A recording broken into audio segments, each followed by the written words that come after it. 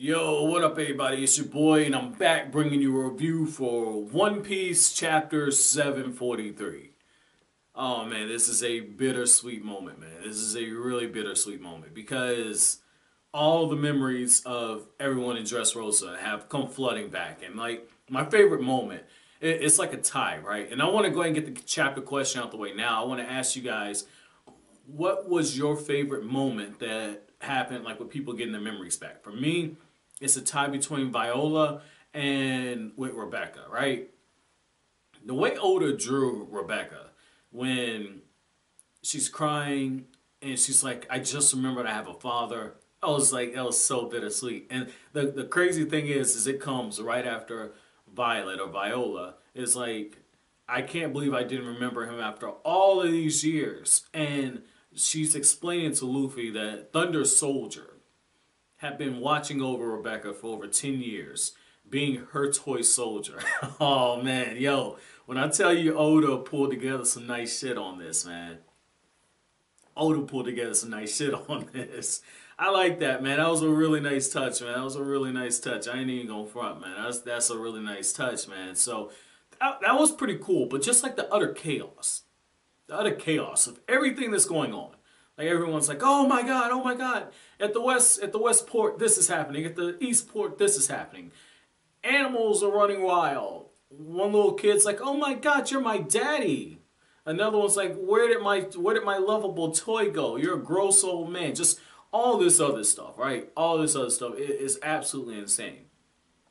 It's absolutely insane that all this is going on. In the midst of all of the chaos, Kyros just comes through with one leg, hopping forward. And I got an answer to my question. I was like, how fast is this dude if he had, when he was a toy, I was like, how fast would this dude be if he had two legs? Like, if he's doing all this shit with one leg and finessing people, how strong is he when he had both legs? Well, with just one leg in his regular body, this dude is able to speed blitz Doflamingo. Doflamingo's like, hey, you're that guy, and chop, his head goes off.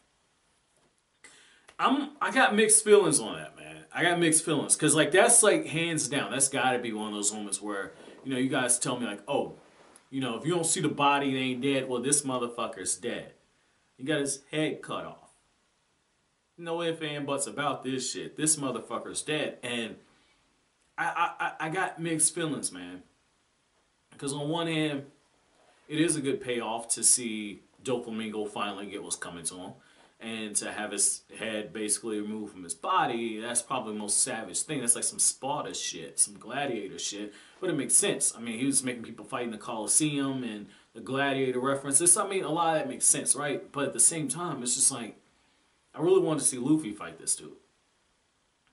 I really wanted to see Luffy fight him. Or at least Rebecca. I wanted to see like a Luffy and Rebecca tag team or something. I mean, and you just saw Law finesse this guy. Or Law get finessed by this guy. And it's just like, that almost feels anticlimactic. Like, part of me almost wants to say this is a troll move, but I mean, the head's off.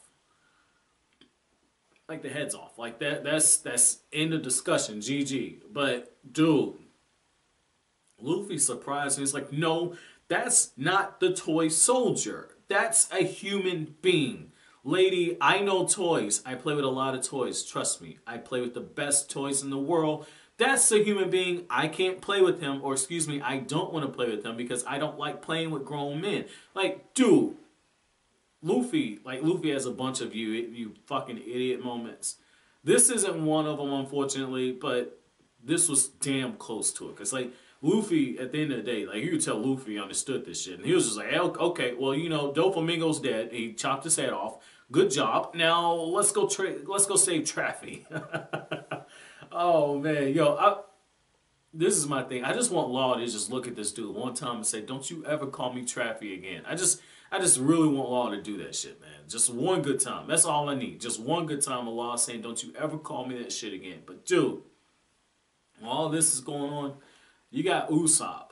Never thought I'd see the day where someone would call Usopp a hero. If you guys, remember, like from all along Park, really.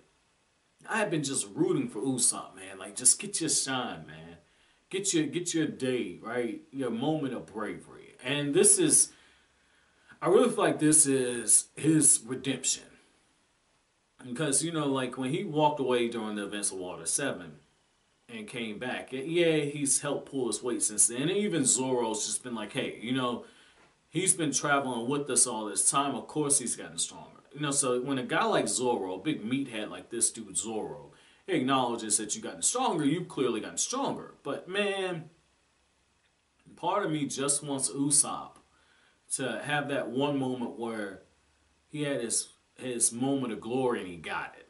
He got it. You know, like if we never see another Usopp fight from here on out, I'm fine with it. You know, because we saw this dude. You know, he has internal struggle. He's struggling with his sixth sense, his desire to save himself, and then he's realizing I can't turn away from these guys. They put all their faith in me, and he takes down Sugar, and even though he's been beaten to a bloody pulp and everything, you know, this dude is he came through clutch, man. It's like he's like the 12th dude on the bench who gets subbed into the game, and it's the last guy you expect to hit the 3-point shot to win the NBA championship, and Usopp did it. Usopp did it. That's just beautiful, man. And that kind of goes back to what I've been saying for a while. You know, when it comes to members of Luffy's crew, they all serve a purpose. They're all talented in their own way.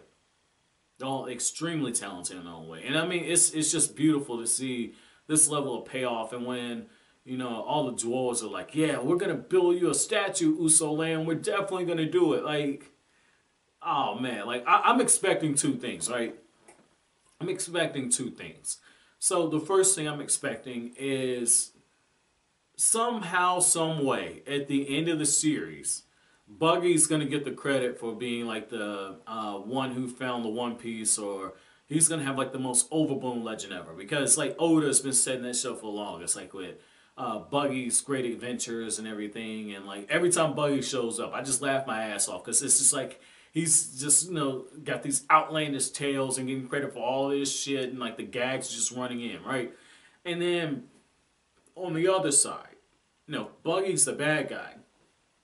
Usopp's his good guy counterpart, because Usopp tells all these crazy stories and everyone's believing it. And so I could see a situation where it's like Usopp's just like, yeah, I was the leader of the Straw Hat crew. He was just Luffy, that guy Luffy worked for me. Like, I just let him kick everybody else's ass because I couldn't display my awesome power. Do you understand? Like, oh man, I could see Oda pulling some shit like this, man. So I like that, man. Like, we're gonna have fucking statues of Usopp all over the fucking place. Watch what the fuck I say. Either Usopp or Buggy, man. One of the two. But, you know, we gotta go back to the Colosseum, though, right? And so what's interesting about the Colosseum is that guy, and again, I'm gonna say it's Sabo, because, I mean, Oda fucking telegraphed it. So Sabo is, you know, saying like, Rebecca, everything has a heart. This is the curse of this land. Like, talking like a straight up hero, man. Like, I ain't gonna lie, man. Like, shit like that. I like the cheesy shit. I don't know if it's because, like, some of the, excuse me, some of the first comic books I read were filled with some of the cheesiest shit. Like, that's part of why, like, certain eras of Superman, I really don't care for them, because certain eras of Superman, like, is cheesy. Like, some of the dialogue is really cheesy. Like, the storylines are really good, but some of the dialogue is just like, oh my god. But that's like a byproduct of that time period. You know, when you look at how things were when some of those issues came out, you know, that shit was more, it wasn't seen as cheesy. And so, it's sad to say, you know, Sabo has some of those moments where, you know, he's like, even the ring has a heart. And I don't know, maybe with Oda, we might fucking find out that the fucking ring was a fucking person at some point, or it's the heart of Dressrosa. We don't know. You know, Oda would just pull some shit out of left field on our ass. But I thought that was a little cheesy, but it was really, really nice to see, though. That was really nice to see. And like, this dude uses like that dragon claw attack and just busts the ring up, and he says like, yeah, time to stop playing around. I'm like, wait, you've been playing around the whole fucking time? What the hell's your end game? What the hell is your end game? It looks like, you know, he's trying to go under the ring, or somebody went under the ring. I mean, this is good, man. This is good. This was a really good chapter, man. I want to know what you guys think, though, man. Like, let me know down in the comment section below. But As always, guys, if you like anything I had to say, don't forget to comment, rate, subscribe, share. Thank you so much for watching all the way to the end. Have an awesome day, guys.